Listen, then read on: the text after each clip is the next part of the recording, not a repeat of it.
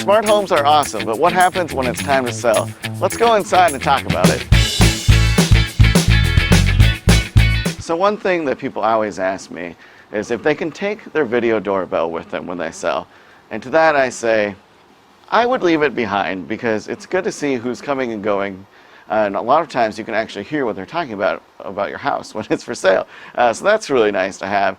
And then, for what it takes to install a doorbell, I think the next owner is going to enjoy it more. So just make sure to give them that tool so that they can access the reset button. And then on your next house, go ahead and buy the newest version of the doorbell of your dreams. I think that's going to be a better route. Now, before you even list your house, you're going to want to think about what do you want to leave behind and what do you want to take with you. Here we have a smart lock. They've chose to leave this behind. It is important, though, that we reset the master code, and then the next owner is going to want to get it reconnected to Wi-Fi.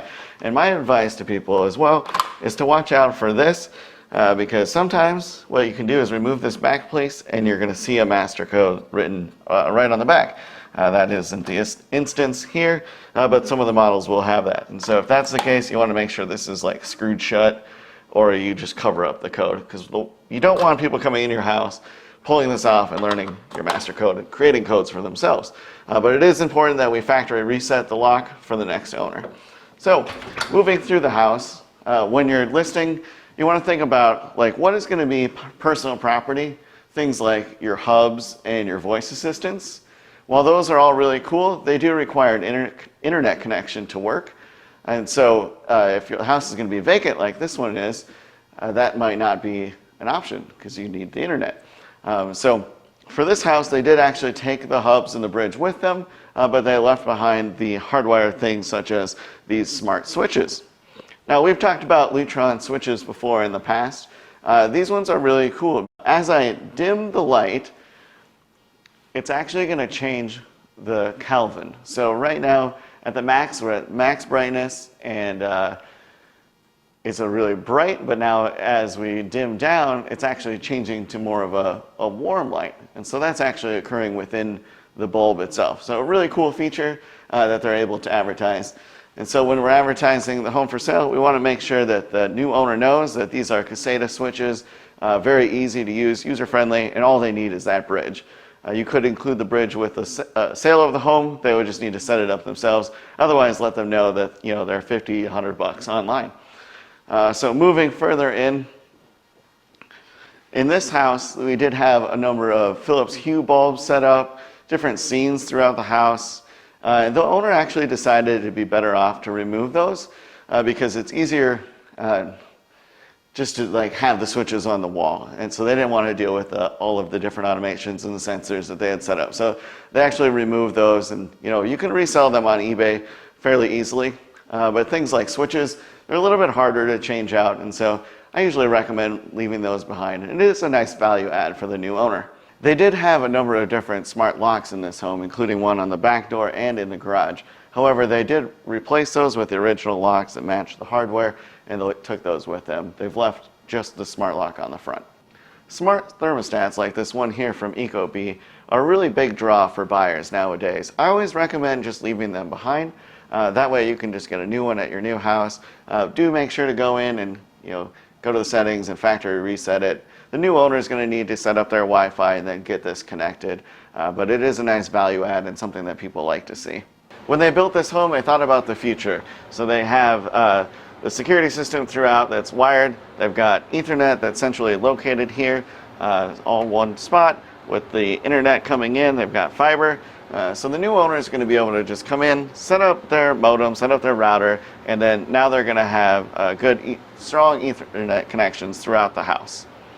And this is also where they can put their Lutron bridge, any other hubs that they want to add.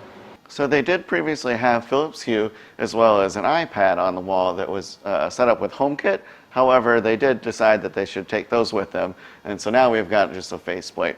I do like, though, that for places where they haven't done smart switches, they do have the matching faceplate, which looks really nice. This home has a lot of features that I consider semi-smart. So motion sensors to turn on lights in areas like closets, and they'll automatically turn off after we leave the area and are gone for a while. So that's cool because it works. You know, you don't need to really control that with an app or anything. It just kind of does what it needs to do. And so we have that in areas like closets, bathrooms, this laundry space. Anytime you're building a home, I do recommend that you think ahead for an electric vehicle in the future, whether you have one now or not. You don't necessarily need to put in one of these wall connectors, but you should put in a 1450 outlet, or if the panels in the garage is not as big of a deal. But do think ahead for that, because that is the future, and this is a very big selling point for someone that might have an electric vehicle. That way they're not having to take on that expense at a later date, which is going to cost a lot more money. Here in the garage, we do have the ratio sprinkler system. So this will need to be reprogrammed by the new owner, but they can just get it set up with their Wi-Fi and control it via the app. Also in the garage, we have the My Cue for the garage door opener. So you can remotely check on the garage door status, open it, close it remotely. They've got the charger, they've got a sensor in here for the lighting. They've upgraded the lighting so it's brighter LED lighting throughout. Very nice in here. And then they've got a smart switch as well. So if you're thinking about selling, first inventory all the smart products that you have. Think about what you want to keep and what you're willing to leave behind. Then think about what's connected to the internet and what would need to be reset for the new owner. So you want to make a list of all those items, and that way it's a clean handoff. So you factory reset everything so they can start from scratch. And then in the case of some of the items, you know, it might be better off for you to just remove it, sell it on eBay, Craigslist, Facebook Marketplace, whatever, if it's not going to add value to the home. And so I would say things like smart locks, doorbells, thermostats, those are all really a value add and something that will make the home sell faster. When we get into things like security cameras, possibly smart switch, smart lighting, that is kind of a gray zone where it may or may not make sense. For me, when I moved, I wanted to leave behind the smart switches because I wanted to get a different style for our new house. And so that's what I did. In a house like this, I think I counted 25 different switches, so it may actually cost more to remove them and replace them. And the thing like with Caseta is they're still going to work. You know, they're dimmers. You can just walk up to the wall, turn them on, turn them off. You can use the Picos to control multiple areas. So they're still really a value add, even if you aren't using the smart capabilities.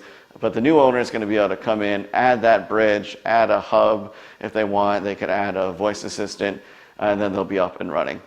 So I hope this was really helpful for you guys. If you've got a home that you'd like us to tour, I've got a link right below here. I would love to come check it out and feature it right on this channel. Until next time, guys, take care.